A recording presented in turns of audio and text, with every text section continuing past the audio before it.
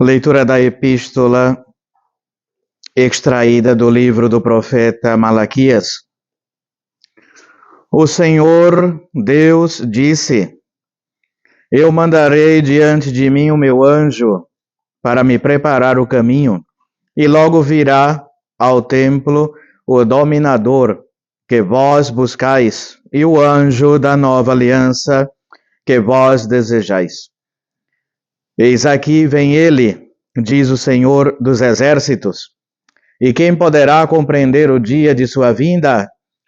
Quem persistirá quando ele aparecer? Porque será semelhante ao fogo que derrete os metais e a erva dos lavandeiros.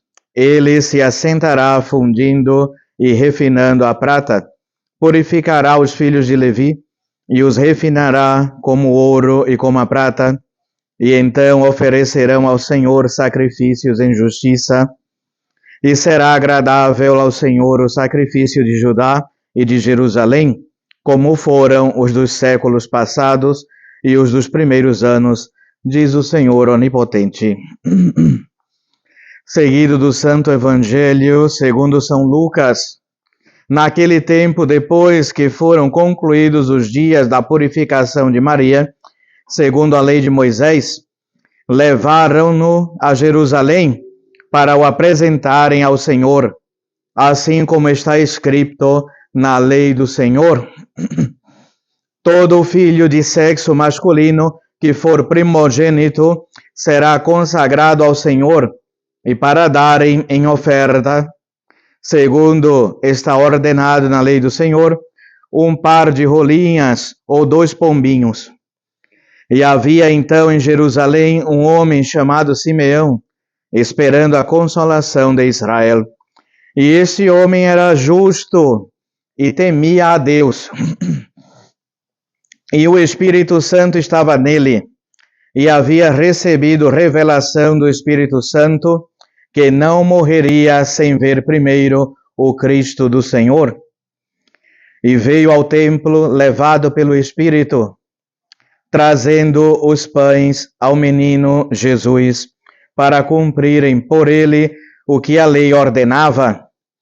Tomou em seus braços e levou a Deus e disse: Agora, Senhor, deixai ir o vosso servo em paz, segundo a vossa palavra, porque meus olhos viram o Salvador, o qual preparastes ante a face de todos os povos, lume para alumiar as nações e para a glória do vosso povo de Israel. Ave Maria, cheia de graça, o Senhor é convosco, bendita sois vós entre as mulheres, e bendito é o fruto do vosso ventre, Jesus.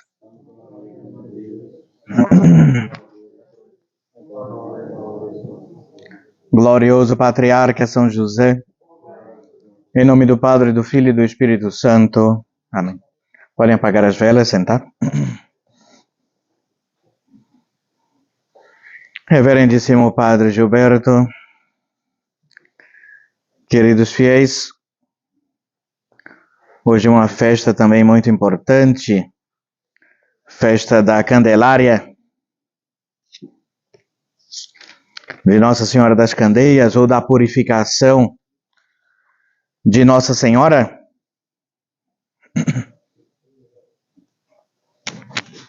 Tudo hoje está relacionado com a obediência às leis.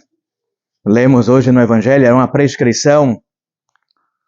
Toda mulher que desse à luz ao primogênito deveria ir ao templo para se purificar. Diziam que a mulher ficava como que impura durante esse tempo. E Nossa Senhora, mesmo sendo puríssima, mesmo não tendo pecado, teve de seguir, teve de obedecer a estas regras. Ela que era puríssima, que não precisava de nada disso, nem tampouco o menino Jesus, ou oferecer esses sacrifícios. Ofereciam-se animais para se purificarem.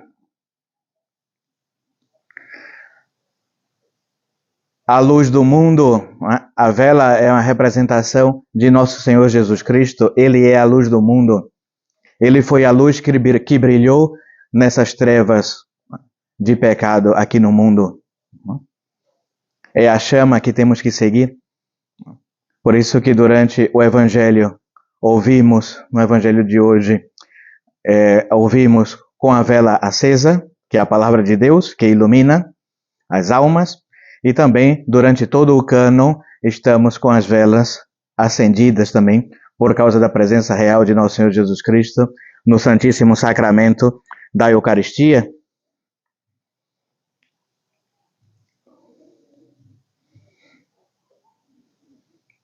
Passados os 40 dias depois do seu parto, ela caminha logo com o menino Jesus nos braços ao Templo de Jerusalém para ser purificada.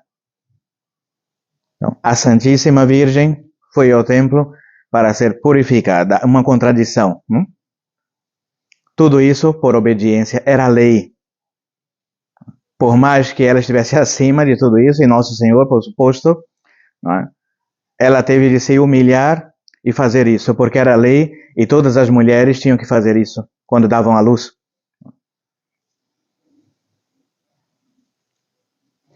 Ela caminha logo com o menino Jesus nos braços ao templo e juntamente para oferecer o mesmo filho a seu eterno Pai, levando consigo também alguma oferta conforme mandava a lei. Então Nossa Senhora apresentava o seu primogênito, oferecia a Deus o seu primeiro filho, juntamente com alguma oferenda, no caso 2 rolinhas, 2 pombinhos. No México até hoje há esse costume da apresentação. Então, quando a criança nasce, os pais levam à igreja e há um ritual de apresentação da criança, coisa que aqui no Brasil já não existe mais. E isso é muito interessante. Nos 15 anos também tem missa de 15 anos, não é festa mundana de 15 anos, há Santa Missa também e bênção especial. Então vemos que os hispânicos, os espanhóis, guardaram muitas dessas tradições. Então tem uma bênção própria para os filhos que nascem e que são apresentados. A primeira coisa que os pais fazem é apresentá-los a Deus e depois também tem a consagração a Nossa Senhora. Mas apenas entra no templo, faz a mais humilde e fervorosa oração e se apresenta ao sacerdote com o seu menino para cumprir os preceitos sobreditos. Apareceu-lhe, porém, logo aí um santo velho chamado Simeão, o qual, por inspiração divina, conhece ser esta a mãe de Deus. Então, este ancião, esse idoso, já há muitos anos, tinha essa promessa de Deus, que ele só morreria quando contemplasse a face do Messias. Então, nesse dia, quando ele foi rezar no templo, teve a dita surpresa de encontrar ali a mãe do Salvador e também nosso Senhor Jesus Cristo.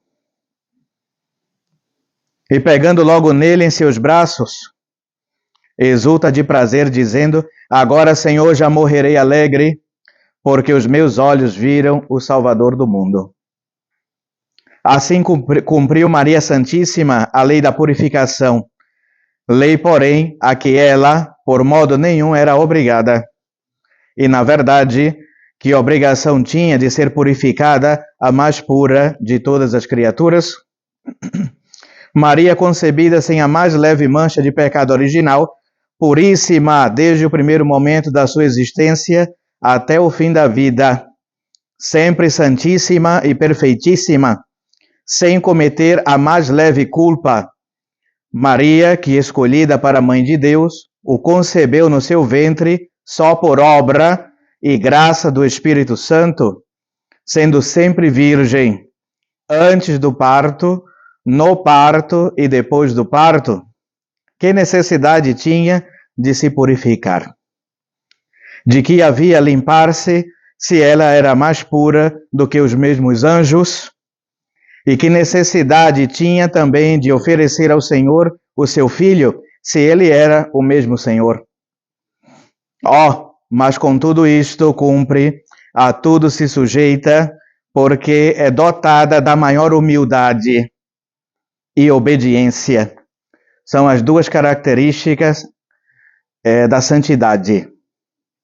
Se queremos saber se estamos progredindo na vida espiritual, nessa escadinha que eu digo, né? Até chegar ao céu, os primeiros passos para começar a subir essa escada santa até o céu, esses 2 degraus primeiros são humildade e obediência. Sem humildade e obediência, nada feito. Você pode praticar a castidade, você pode praticar qualquer outra virtude em alto grau, mas sem humildade e obediência, de nada adianta. Era o que se dizia de um convento de religiosas na França. Um padre falou assim: nossa, eu estou tão edificado com a pureza e a castidade dessas religiosas. E o padre, um dos confessores, disse: são castas e puras como os anjos e soberbas como os demônios. Então não adianta uma virtude sem a outra. Os santos praticam todas as virtudes em alto grau. E Nossa Senhora era perfeitíssima em tudo. Satanás, a mesma coisa, não? O que Satanás, perdeu pela soberba e pelo orgulho, Francisco de Assis ganhou com a humildade. E muitos teólogos e santos dizem que, então, os santos, nós normalmente vamos ocupar o lugar dos anjos decaídos. Então, no céu havia legiões de anjos. Então, Satanás se rebelou contra Deus e uma terça parte do céu acompanhou Satanás. E esses anjos, com Lúcifer, foram expulsos do céu. Então, normalmente, os santos aqui na Terra, se nós tivermos essa graça, né, de ir para o céu, vamos ocupar o lugar desses anjos caídos. Então, os autores sagrados dizem que o lugar na cadeira de Lúcifer, né, onde sentava Lúcifer no céu, no coro angélico, né, quem está aí, quem ocupa esse lugar é São Francisco de Assis. Né? Então, o que Lúcifer perdeu pela soberba e o orgulho, São Francisco ganhou com a humildade. Então, sempre, não é, afastar de nós, não é, um vício, um pecado, e substituir por uma virtude. Então, se não sou obediente, não é, tenho que procurar ser, não é, mais obediente. Se sou soberbo e orgulhoso, tenho que ser mais humilde e obediente. E assim foi Nossa Senhora, como vimos, ela não precisava de nada disso, desses ritos de purificação, mas por obediência, porque era lei, ela se humilhou e assim foi.